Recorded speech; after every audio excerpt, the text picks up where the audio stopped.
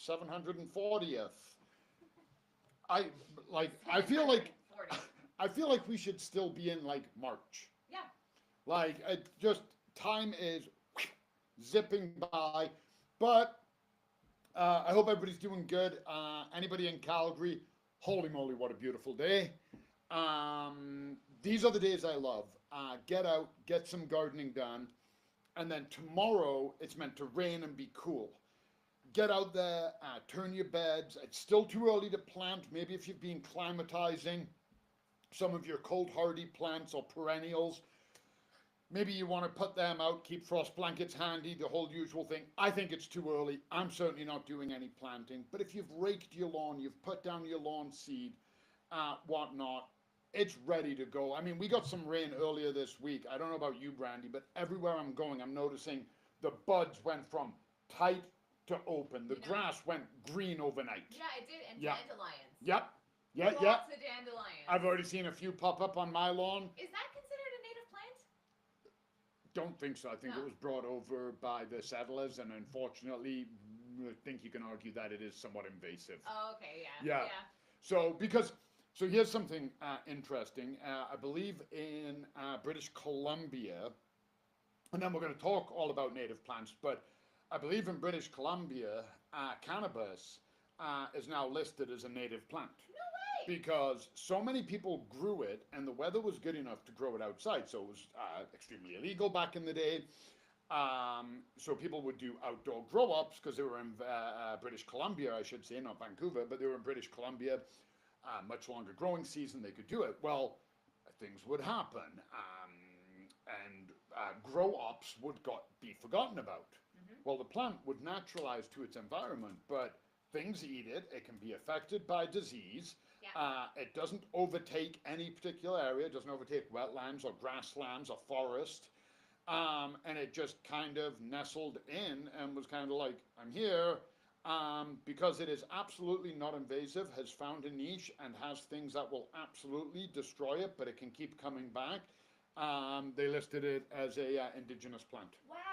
So absolutely that can happen when plants find their niche. Unfortunately, mankind as a whole, humankind as a whole, has done way more damage than good to habitats. I mean, let's not even start on what happened to Australia. Oh, yeah. So, and on that, that's what we're here today to talk about is native plants, and we're definitely talking on more of a traditional approach to native plants. And by that, I mean we're not talking necessarily about plants that we have now recognized as being native or naturalized. We are talking about the plants that, basically were the formation of life as we know it in southern Alberta, the southern Albertan grasslands, so Montana, Wyoming, Alberta, Saskatchewan. It's a huge swath of land when you look into it. Some of these plants, some of them actually, the same plant that grows in Alberta grows in Minnesota. Oh, wow. So a very, very large swath of land. Like we tend to picture it, but because we're Calgary, because we're Alberta, we focus on that. And this part is absolutely true. I recommend you Google it, read about it, and it's really, when I heard it, it was kind of like a punch right to the guts. And then it was like, okay, well, we need to do something about it. And one of the most endangered habitats on the planet is the southern Alberta grassland. Because of expansion, because of development, because of agriculture, and all of the things. And the vast majority of, when we picture southern Alberta native indigenous lands, we tend to think of grass, okay? Then, when we think of grass, we tend to think of, well, it's just grass. And that's kind of where a lot of times our brains stop. We go, it's just grass. Grass is grass is grass, right? There's not much to it. And when we see what happened, the settlers came and they're like, well, it's just grass, you know, it's pretty easy to take care of, and they rip it all out and then they plant their crops. And then suddenly we saw all of these problems: the dust bowls happening, soil erosion, flooding, etc., etc., etc. Well, the grasses mitigated all of that. The native plants, not just the grasses, all of them had a part to play. And we have teamed up with another local company just out in Strathmore, just past Strathmore, called Ecologic.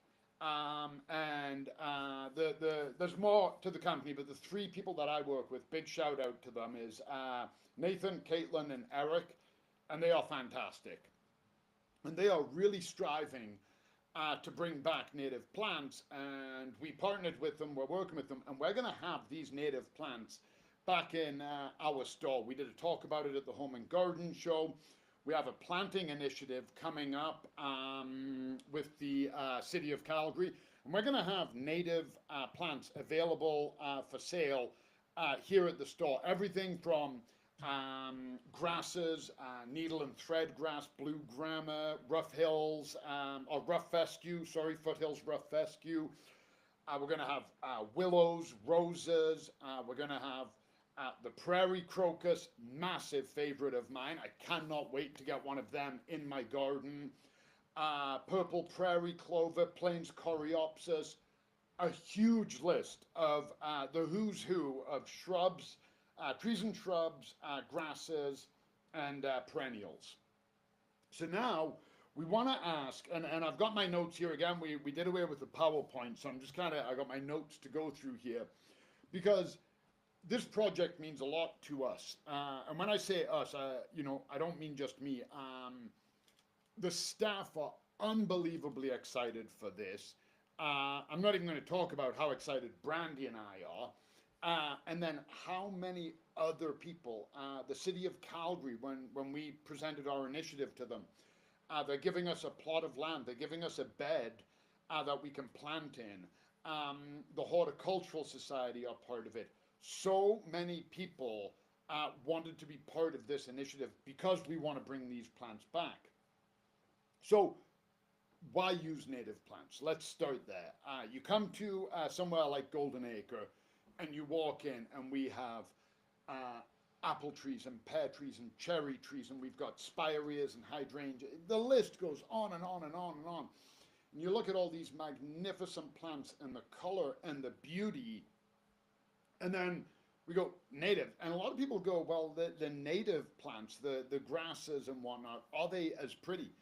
I'd argue they're prettier in some cases. Yeah, some of those cultivars and hybrids that they've done, yeah, they are breathtaking. They're outstanding. I love my flowers. But some of those native grasses and native perennials and the trees are magnificent. And the reason I like using them, and again, I'm going to say this probably a few times, I'm not expecting you to go out and rip everything out of your garden and only put in natives. They play really well with others. So you don't have to, it's never all or nothing. But not only do the native plants bring all of the beauty that we want, we're going to talk about that, but they're adapted to this climate. The amount of times we get people who come and their tree has died, their shrub has died, their perennial didn't come back, etc., etc. Now, it's not many. You know, if we sold 100 trees, it would be less than 1% that get returned. But it happens. Our climate is brutal. If you don't know what you're doing planting wise, if you make a mistake, again, you know, it's harder and harder and harder on the plants. The native indigenous Alberta plants, they thrived in this weather. Other plants could not make it. These did. That is why they are here. So if you're looking for something kind of, you know, set it and forget it. There's another step in there, but I'll whisper because we're going to talk about it. Set it, establish it, forget it. But it doesn't kind of sound the same. That's what you want. You want to start looking at the native plants because they will bring resilience, hardiness. They can take a brutally cold winter with zero snow coverage, Or they can take the flip side, the winter that we get that is brutally cold, but also we have snow up to here. They can become more drought resistant.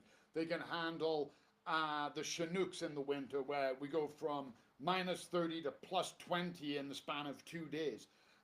The 16, 17 hours of sunlight we get during the summer, they can take it all. And they take it with a smile on their face because they are adapted to the climate. They evolved in this climate, so that they're perfectly suited for it. And because of that, it ties, excuse me, ties to, I hope everybody's got their tea, their coffee, everything going. They support the local ecosystem. And it's so, so important. I think everybody, especially gardeners, I know normally I'm talking to a captive audience. Maybe if I just, went down to downtown and started talking, people would be like, I don't know anything about bees. As gardeners, we tend to be a bit more savvy. Everybody's heard about declining bee populations and bees are suffering and whatnot.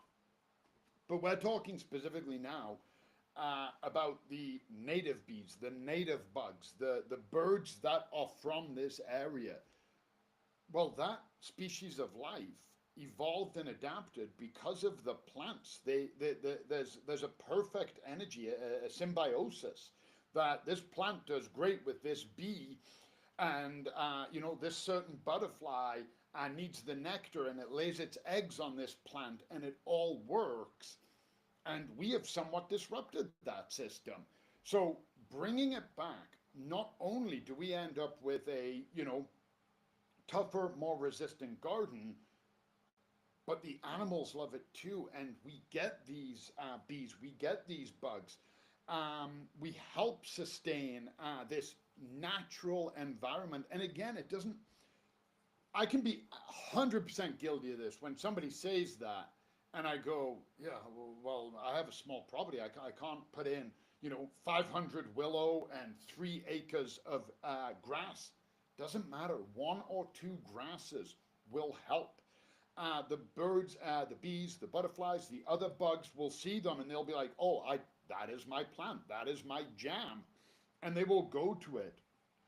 So providing the shelter, the habitat, the food, the resources that these insects are looking for, we can help bolster the local insect and bird community. And that is essential for having a healthy garden. And we've talked about this, I feel like it's just me. Every week have we talked about soil health this year? Yeah. We're going to talk about if it's important. Yeah, we're going to talk about it again. All right? We're going to talk about it again from it. We've talked about amending our soil, we talked about best watering practices in our soil, and now we're going to talk about overall soil health. Everybody, I think, knows we've heard about soil erosion, we've heard about soil compaction, all of the things that again, I mentioned it at the beginning, the Dust Bowl, the huge flooding in the prairies and whatnot, landslides, plants giving way, and mud running and whatnot. So much that we've heard about. And it seems like we hear more and more about it as it goes on. And again, that is true. We are hearing more about it. And the native plants actually inhibited this. They actually support our soil. Now, I showed a picture last week, so anybody who remembered that can look at it. But it's the difference in a root system between a native grass and an agricultural crop. So the agricultural crop is probably taller than me, corn, wheat, barley, whatever. My height, maybe a little bigger. The root system is about this big. That's it. Now you look at some of those native grasses, and the grass might be this tall, bunch grass, maybe 2.5, 3 feet tall, maybe 3.5. The root system is 7 foot. Okay, it's like this tall, this wide, it branches out everywhere. Okay, and that's one example. And this root system locks down the soil. We've talked about that before, about how the root system in plants, why it's so important, because it gives the plant stability, but it also gives stability to the soil. So it locks it down, and it plays really well with others. It's not like the spruce tree. Okay, I love spruce trees. I have no problem with spruce trees. But around a spruce tree, the root system, it steals all the water. This root system doesn't. it actually helps retain moisture. These plants tend to be more drought resistant, so they're like, hey, do you guys need some of my water? Take it. They are very much like a linchpin of the garden bed of the prairie because of that. And when they hold that soil in and they're preventing erosion and they're locking that soil, it's going to keep more goodness in. It's going to help the other plants. It also helps with water filtration. It's cleaning the water, giving all of the other plants what they need. So it works on a ton of levels. But the other factor is we go the other way now. And easy to look at plants and animals and go, oh, that animal is, native to this area. You're not going to go down to Jamaica or go to England and see a grizzly bear. You're just not. Because those animals evolved here. So easy to think of that with animals. Pretty easy to think of it with trees. We're not going to see a palm tree in Grand Prairie. Okay, I mean, we may in a garden center, but you're probably not going to see palm trees in somebody's yard because we look and we go, oh, that tree belongs somewhere else. Well, the same is true of the soil.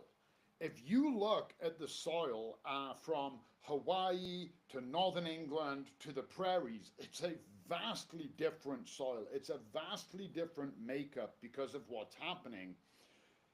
One of the main ingredients in soil is plant, is decaying plant matter, is the plant matter that gets broken down and it naturally composts and the bugs eat it and they turn it in and snails eat it and worms eat it and all of the other thing and they're pooping it out and they're making this soil.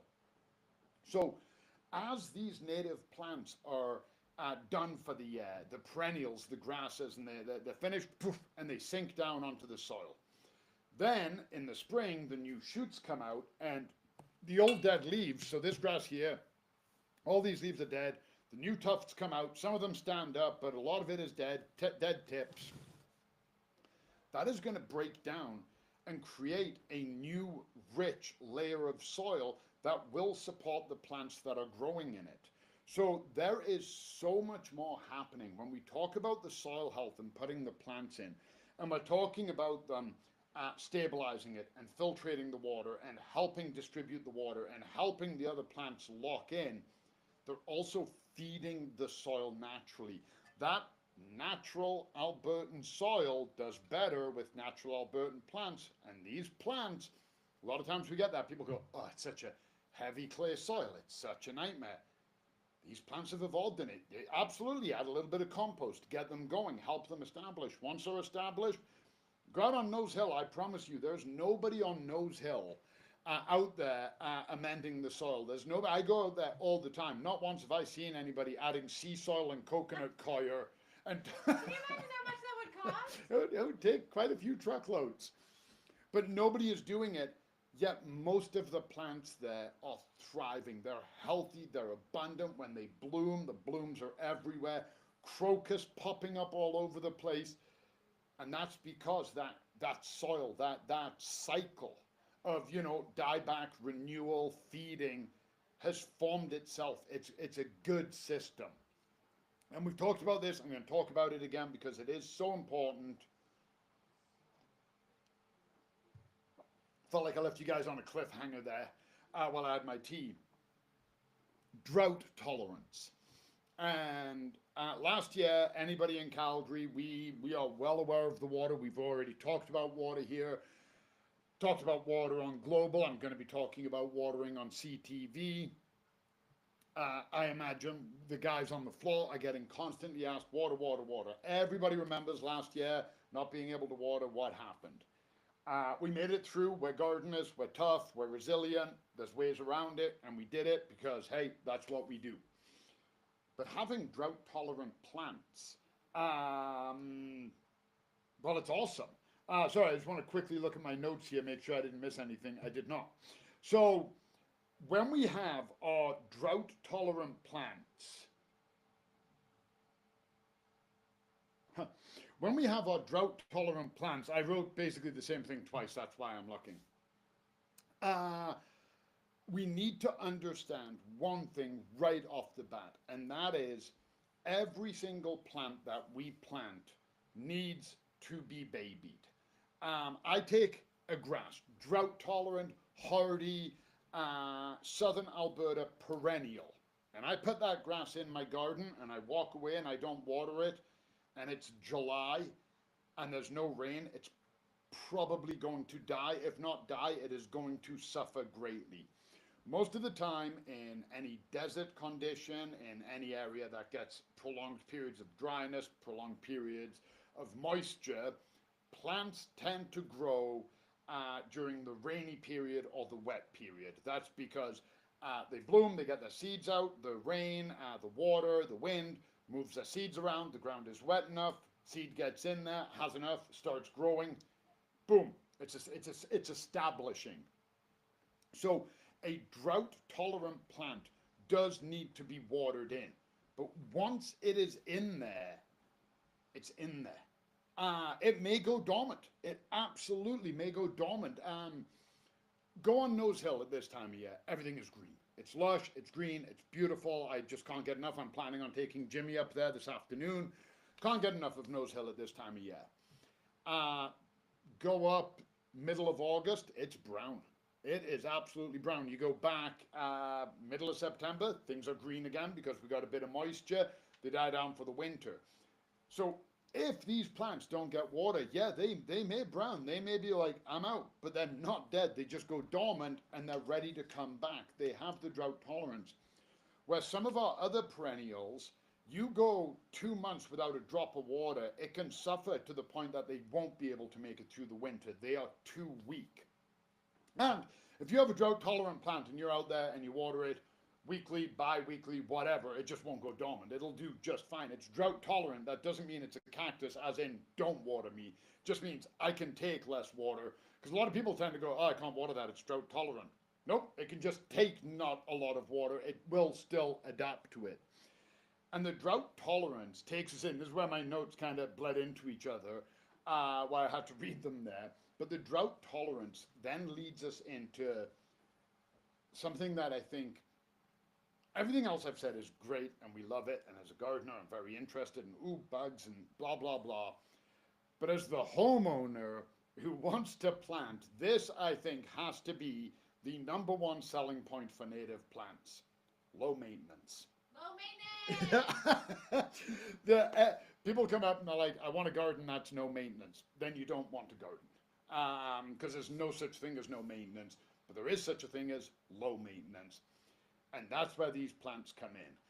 Again, they are so low maintenance, you don't even have to water them. Once they are established, I'm going to beat that into the ground. But most of these plants, like we said, they're used to this type of soil. They're used to these type of conditions. They're used to the level of nutrients, the NPK value of the soil. They have adapted and evolved to thrive in these conditions. So most of them, if you fertilize sparingly. I mean, they can all use it, right? But you look at a native plant, you go out into the forest and you look at a plant, think of a tree, okay, perfect example. You go to the mountains, you look at the tree, they look amazing. But then you really look at the tree for the structure and you go, it's got broken branches, it's kind of grown wonky because the wind is blowing it that way.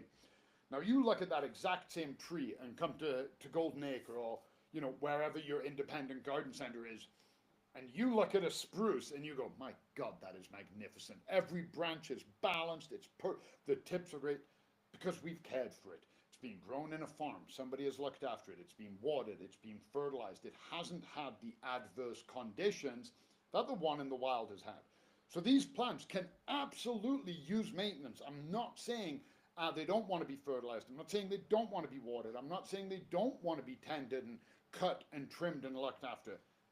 I'm just saying it's not as essential as other plants. Other plants, they need it. They absolutely need it. They are not going to do well without it. These guys are like, I got it. I'll do just fine. Leave me alone. I might look a little bit shaggy. Like my hair is very low maintenance. Okay. And then you see other people and it's like perfectly parted and coiffed and everything. It's very high maintenance. Both hairstyles look great. I too have had that hairstyle. I'm high maintenance. You're low maintenance. There you go. There you go. Right? See, right here. And we get along. And every once in a while, Brandy can be low maintenance, and every once in a while, I can be high maintenance. Like when I'm not on camera and I'm pulling my diva behavior, I'm like, oh, Brandy, that lighting, do something. I feel like I'm getting a lot of shadow. No.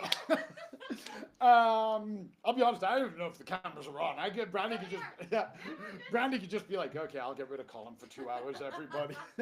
I'll put him in the room and make him rant. But the plants, they're low maintenance, and that also means most of them can handle the bugs. They are disease resistant. If they weren't, if they got just riddled by disease and dropped dead, they wouldn't have thrived in an area where that disease is. Because certain places you get to, you go to Montreal, a lot of the plants that we have brought into Montreal are susceptible to powdery mildew. Montreal is extremely humid, has not a ton of airflow. It's a landlocked area, Montreal, except it is an island, so it's surrounded by water in a province that isn't on the sea. So it does have huge rivers, but it doesn't have a ton of wind going through it. It gets stifling humidity. Powdery mildew is rampant. The native species are a hell of a lot more tolerant of it. Same here, all of the bugs, all of the problems that we're constantly fighting, the native plants are like, yeah, I'm good. I'm good. Again, you go out into the forest and you see the non-natives and the native plants and you look at them. Most of the time, the black knot isn't through the native plants, it's on the other ones. And you go, ha, there you go. These plants are more resistant to it. So that low maintenance appeal, I absolutely know. When I've said that to people, instantly gets their attention. I can talk about the erosion and over 100 years of blah, and people are like, wow, that is really fascinating, but you haven't sold me. And then you go, low maintenance, drought tolerant, and they're like, I will take 8. Take my money. Yeah, exactly. That meme, 100%. So that's what we're looking at now. I want to say something. I got to give a shout out here to our good friend Joanna from the Heart Society, because Joanna taught me this. When you take your plant home, okay, it doesn't matter what it might be, perennial grass tree, doesn't matter, and you plant it and you look after it, the first year you're like, it did nothing. It's alive, it's there, but it didn't perform. It didn't, grow. It wasn't, covered in flowers, whatever the case might be. Second year, it kind of looks the same. Got a little bit taller, it's alive, it's healthy, but didn't really do a whole heck of a lot. The third year, bam, this thing now owns it. Okay, it is absolutely killing it. Your rose is covered in blooms. Your willow is just exploding in new growth. Your grass seemed to double in height. And what they call it is sleeper, creeper, and leaper. So the first year it sleeps. Again, if you think about it, these plants grow in very adverse conditions. So during the wet period, when it propagates, it grows and then it pauses. So that's its sleeping stage. It's like, I'm here, I'm alive, I'm done. The next year, it's creeper. So while it's wet, while everything is happening, the growing conditions are perfect, those roots are going out and they're establishing. Like I said, you have a grass this tall with a 7-foot root system. That root system is going deep and it's looking for water and it's clinging on because it's like, all right, we're going to get through another winter. The third year, all of that's established. Now the top is like, I got you. We're going to photosynthesize. We're going to be here for the pollinators. We're going to put out flowers. And it leaps. It just, boom, explodes into its own. So give you, and again, none of this is written in stone. I guarantee people will be like, I planted a native plant, and by the first year it looked amazing. Wicked. Couldn't be happier. But a lot of times people go, didn't do anything. My grass, just be patient with them. They do need that little bit of more time. We haven't hybridized them. We haven't, mixed them with other plants to make them fast growing and make them super prolific blooms. We're letting them do what nature intended. So that is maybe the downside of low maintenance. Okay, I don't think it's a downside. It just requires a little bit more patience. If you're a gardener, you should know all about patience. It's a marathon, not a sprint, and I get it. That's why again, it's never got to do all natives. You put in some of your native grasses, you let them do that, and while it's doing that, you got your begonias and your sunflowers and your tomatoes and your peppers and everything else to make you happy. So that's why variety is the spice of life. And I'm going to finish on a couple of points that I think they're very important. They mean a lot to me. Anybody who's heard me talk knows that this is important to me. Is the aesthetic. I love my garden. I love my color. I love my flowers. I love the diversity. I love the bugs. I love the birds. Everything and anything about. I love seeing squirrels steal tomatoes. I think we might have some bees making a nest. I haven't decided if I can let them stay where they are. Uh, Unlikely, considering it is directly at the back door. So I may have to move them on, but I will deal with that. But I love everything it brings. The aesthetic quality is very important to me, be that flowers, colors, tones, or structures. And I get it. We talked about this. I think it was Caitlin who talked about this at the Home and Garden Show. When you're driving through the Alberta grasslands, you drive down the highway at 100 kilometers an hour and it just all looks the same. You're like, whatever. But when you get out of your vehicle, just stop, pull over, and get out. And I'm not talking about the farmers' fields. I'm not talking about that area. I'm talking about like the actual wildland, the parks, Drumhella, Dinosaur Provincial, Banff, all of that area. Get out and actually look. Oh my God, there's diversity. There's different color. There's orange flowers and purple flowers. There's pinks. There's roses. There's like ground covers, huge 30-foot tall willows. Anything and everything you can imagine is there. Different color leaves, different shaped foliage. It's actually really amazing. Ones that grow in shade, ones that grow in wetland, one that grow in full sun, ones that are drought tolerant, ones that want a wetter, shadier area. Because we talk about drought tolerant and we talk about, oh, the full sun. I get asked a few times every year. Most of the time it is drought and sun. Absolutely. That's what we get in Alberta. But we've talked about this before. We talked about it on the podcast recently. People have wet spots in their garden. They're hasn't been graded. They're at the bottom of the hill, whatever the case might be. They go, oh, I got a wet spot. Nothing grows there. Some native willows will. I promise you, they will love that area.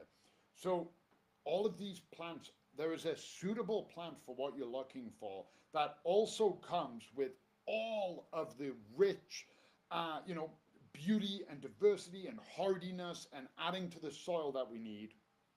And the other aspect that I really like is the cultural significance. Not just the animals, not just, we've talked a lot about the flora, but the fauna, all of the animals that have been dependent from the tiniest bugs and, microscopic nematodes in the soil up to the grizzly bears and the eagles.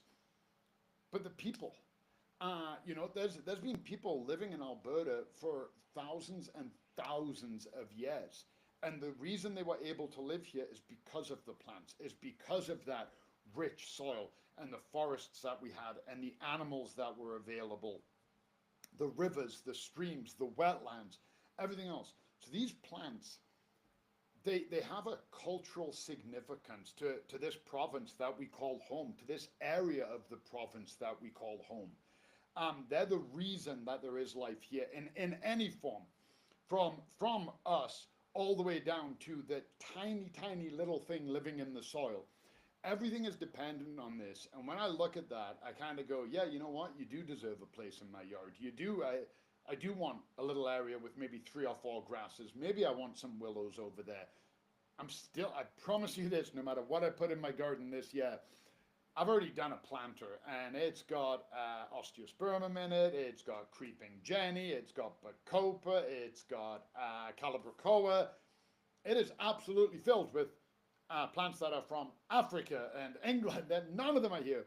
But I will absolutely have some of these plants in my garden because I want the diversity and I want the connection. I want the aesthetic. I want the bugs to have a home. I want the birds to see these plants and these trees. And that's what I'm looking for. So that's why I find native plants important. I find them fascinating. I find them relevant. And I'll say this as well. We haven't even got going yet. Huge thank you to Calgary. The amount of interest that, so we haven't even got one yet. Our friends at Ecologic haven't given us the plans. I hope Brandy gets to join me, but Brandy and I are planning on going out to visit them on Monday. The plants should be installed yeah. Keep your eye on our social media for a planting opportunity with us, Ecologic, City of Calgary. There'll be refreshments and snacks. It'll be a good time. Keep your eye out for that. But the amount of people that were interested at the Home and Garden Show, the amount of people I'm hearing from the floor where staff members are coming up to me and going, hey, when are the native plants coming? People are very interested. They want them. And I'm like, thank you, Calgary, because it doesn't matter how much I love something.